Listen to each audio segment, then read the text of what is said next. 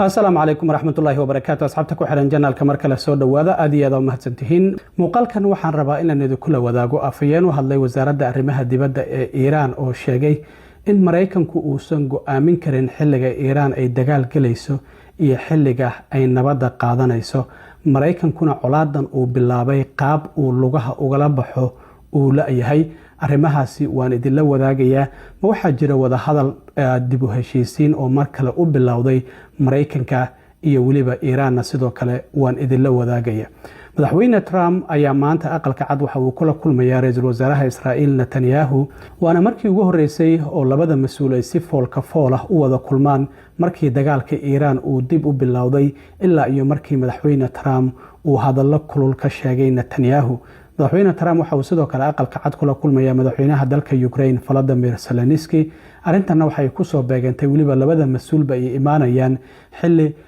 senatarkii hore ee geeriyooday Lindsey Graham maanta la aasayo isla markaana meydkiisa la geeyay Congress-ka halkaasi oo lagu sagootinayo xitaa madaxweyne Trump madaxweyne ku-xigeenkiisa JD Vance iyo golaha wasiiradana ay tageen arrimahaas ayaan idin la wadaagaya balse marka hore soo dhawaada ku dhawaad muddo 4 maalmood inuu hakad ku jiro duqeyntii Iiraan iyo Mareykanku ay isla beegsanayeen haddaba وفيان وهذا وزارة أرمها دبادة إيران أو مليراد إسماعيل باتشاي أي وحوه لغويديي إنay mar kale wada hadaladii Mareykanka iyo Iiraan ay u dhaxeeyay ay dib u bilowdeen waxaana uu sheegay inay jiraan erayo ay isweydaarsanayaan iyagoo isu marsiinaya wadamada Qatar iyo Pakistan oo mar kale dhaxdhaxaadin ka dhax wada Mareykanka iyo waliba Iiraan laakiin Ismaaciil Bachai waxa uu yiri Mareykanku go'aanka ma gaarayo mana ogolaanayno in xilliga aan dagaalamayno iyo xilliga aan nabadda qaadanayno taasi inaga ayay naga go'daa ee kama go'do ayuu yiri dowladda Mareykanka maanta waxaan ognahay dagaalkan 5 bilood ayaa u buuxsantay 28 February ayuu bilowday haddana maanta waa 28 July bishii 6 ayaa dagaalkan bari u bilaabanaysa sidaas darteed afayeen ku hadlay wasaaradda arrimaha dibadda waxa uu yiri dagaalkan markii Israa'iil iyo Mareykanku ay bilaabayeen waxay istahayeen 3 maalmood ayuu socon doonaa kadibna Iiraan waa ay isdhiibi doontaa laakiin hadda waxa uu yiri muddo 5 bilood ayuu dagaalku socdaa wada ay uga baxaana waa ay la yihiin sidaas darteed waxa uu yiri anaga muhiimadeena waxay tahay ammaankeena qaranka in aan eegano waxa uu yiri waqtiga aan nabadda qaadanayno iyo waqtiga aan dagaalamayno arintaasi inaga ayay naga go'daa laakiin waxa uu sheegay xaaladan ay sababeen Israa'iil iyo Mareykanku iyaga ayaa ay ku daba dheeraatay laakiin waxa uu sheegay in anagu markastaba go'aankeena aan qaadanayno dagaalkan intii uu rabo ha socdo waxa uu sheegay 28 markii dagaalkan uu bilaabmay April 8 inay qasab ku noqotay Mareykanku xabad joojin inay qaataan 40 maalmood markii uu dagaalku socday haddana waxa uu sheegay iyaga ayaa ku qasbanaaday in heshiis isfaham ay saxiixaan 17 bishii June ee la soo dhaafay hadda waxa uu yiri 5 bilood ayuu dagaal ku socdaa wada ay uga baxaana waa ay la yihiin isla markaana waxa uu sheegay Iiraan marnaba looma yeerin karo xilliga ay dagaalamayso iyo waliba xilliga ay nabadda qaadanayso America thought Iran will collapse in 3 days and will surrender now after months America is now stuck in this place and they are proud of the crimes which means they are stuck and they are struggling the Americans are struggling in their current situation they have caused this they have done this and now they are stuck we in Iran we don't care about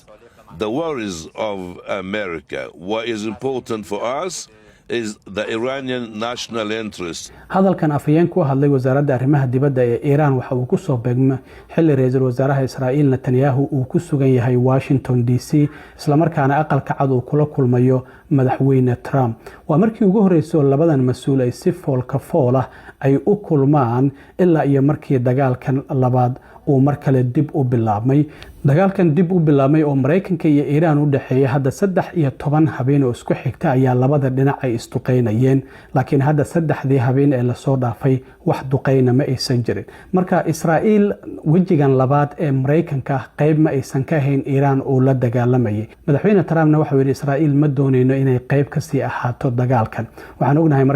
markii heshiiska isfahamka la saxeexay in Netanyahu iyo Trump ay isku dhaceen, maxaa yeelay koonfurta Lubnaan ayaa Israa'iil ay galeen isla markaana duqeyn ay ku wadeen Lubnaan.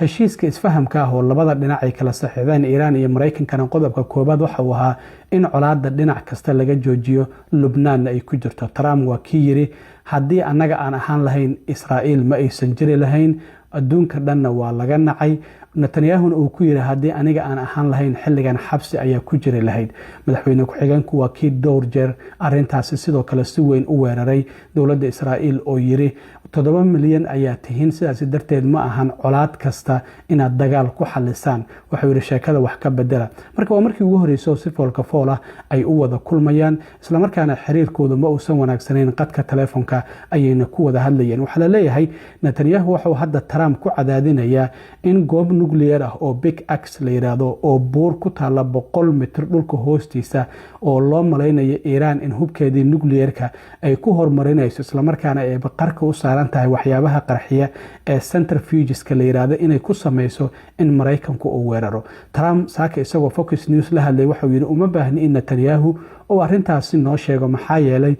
satellaadyadeenna ayaa dhaqdhaqaaqa dowladda Iiraan wax kasta oo ay sameynaysa la socdo. marka waxa la leeyahay arrintaasi ayaa Netanyahu uu u yimid. arrinta Lubnaan sidoo kale kama marna, Syria kama marna, waxaana sidoo kale ay Israa'iil isku diyaarinaysaa, ay doonaysaa inay mar kale weerarto dalka Iiraan oo hadda maalmihii u dambeeyay waxa la dhahay dadka goobaha sheltarada oo gabaadka ay ka dhiganayaan ayaa la tusay. marka arrintaasina sidoo kale waa ay jirtaa. madaxweynaha Ukraine Volodymyr Zelensky waan ognahay bishan bilowgeedii in Trump iyo isagu ay shirkii isbahaysiga NATO oo ka dhacay Ankara ay ku wada kulmeen, ayaa haddana isaguna aqalka cad maanta kula kulmaya madaxweyne Trump. waa mas'uuliyiintan waa markii saddexaad oo muddo 2 bilood gudahooda ay kulmaan. bishii June sidoo kale shirkii G7 oo Faransiis ka dhacay ay ku kulmeen. Trump waxa uu isku dayayaa dagaalka Ukraine iyo Ruushka in uu xal u keeno. intii ololaha doorashada uu ku jiray waa kii yiri 24 saac iguma qaadanaysa, laakiin hadda 2 sano ayay ku sii dhowdahay,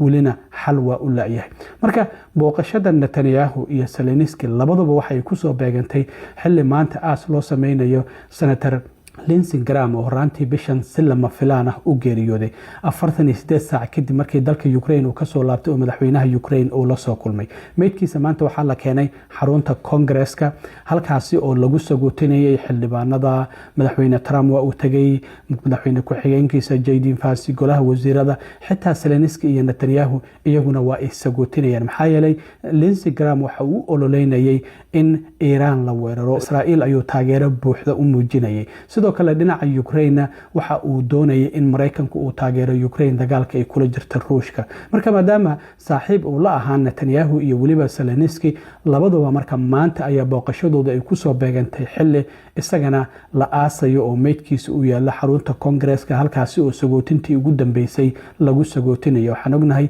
markii Ukraine uu ka soo laabtay in xidid wadnaha dhiigga siiyo uu dilaacay, dhiig fara badanna uu beerdareeyay, si lama filaanana markii isbitaalka la geeyay uu ku geeriyooday. xitaa loo maleynayay in la sameeyo FBI-du ay gurigiisa ay baaritaan ku sameeyeen. marka kolley Netanyahu iyo Trump markay kulmaan kadib shirkooda jaraa'id oo ay qabanayaan, waxyaabaha ka soo kordho waa dila socodsiin doonaa. laakiin waxa uu Trump yiri aniga iyo Netanyahu hadda hal dhinac ayaan ka nahay dagaalka Iiraan aan kula jirno. marka sidoo kalena waxay doonayaan cunaqabatayna dheeraada in Iiraan lagu soo rogo. hadda go'doomintii waa ay saarantahay Iiraan si dhaqaalaheeda loo xanibo. marka waan arki doonaa sidoo kalena waxyaabaha ka soo baxa, laakiin labada mas'uul Trump aqalka cad ayuu kula kulmaya, midka Ukraine iyo midka sidoo kalena Israa'iil. waxyaabaha ka soo baxa waa dila socodsiin doonaa. aad iyo aad u mahadsantiin asxaabta. intaan mar kale kulmi doono waa saaxiibkiin Cilmi Waaro idin la sidaayo. nabadgelyo.